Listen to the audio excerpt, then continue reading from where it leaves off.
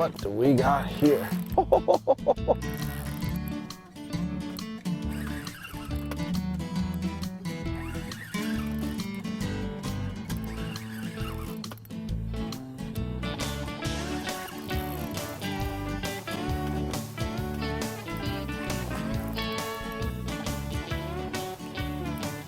We got something hungry on, or something that was hungry. I gotta better take this one here too. Hey folks, Troy Peterson here, Mr. Bluegill from A Real Shot out on Lake Winnebago. What a beautiful fall day we got going on, and you know, the wind calmed down compared to our last trip out here, and thought I'd come out and try and catch those walleyes again, except today's been pretty slow for the walleyes. But what we got here, we've got a giant. Unfortunately, it's the wrong species. Let's see if we can get him in the boat here. Oh.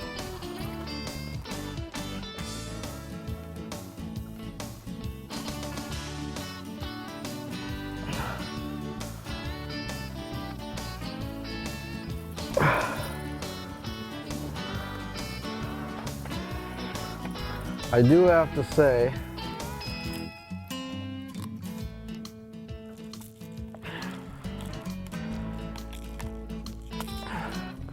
this is probably one of the largest sheephead I think I've caught on camera. What a beautiful specimen. Look how beautiful he is. Not really, but still put up a pretty good tussle. That seems to be my story today. You know, we've been out here for a good part of the day today, and the winds have been pretty much straight out of the west all day, but I tried doing a little bit of trolling, tried doing a little bit of casting. You know, we're still catching a ton of white bass. We could have caught, you know, 100 white bass on film today, but it's nothing different than what we did last week. Just casting the same baits, the flicker shad or the salmo. Actually, the flicker shad was really good today. But the perch fishing and the bluegill fishing has been just as good. As you can see, you know, catching a bunch of perch. Just got to wait to find those big fish and the bluegills, and you know, once you find that school, what I'm doing now is just actually drifting and casting, and then once I get on top of a good school, I'll either throw the anchor out or work the bow mount. You know, fishing today's been good. You know, catching a lot of fish. I just wish I could get some size, and the walleyes have been kind of elusive today. I'll make another smaller perch. A lot of these 7.5 inch, 7 inch perch out here. You know, we're gonna have a good couple of years, next couple of years perch fishing, that is for sure.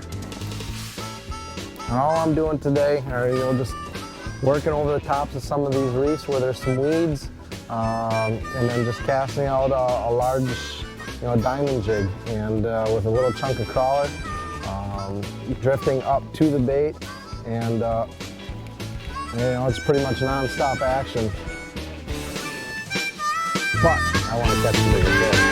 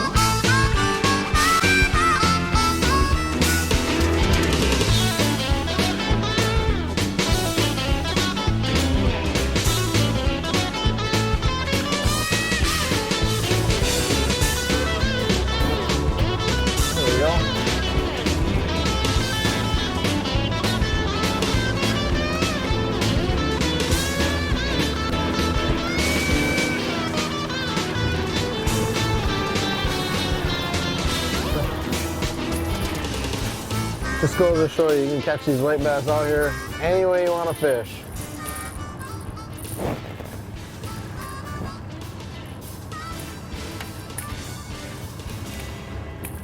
Pretty simple method, just using a spinning rod, casting a crankbait out, flicker shad, and just long lining it here up on top of these rocks.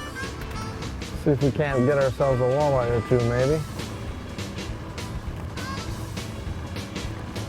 like to do is just cast it out, trough a little bit, let the bait get down.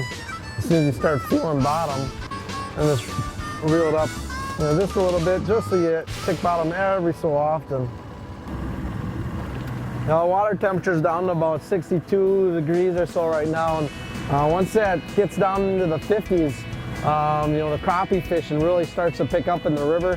I know that'll be probably one of the next things we hit. Hopefully, we'll get some nice cold evenings. This weekend's looking a little bit warm, but hoping by next week we get back to some cold fall weather and so we get on some good crappie fishing.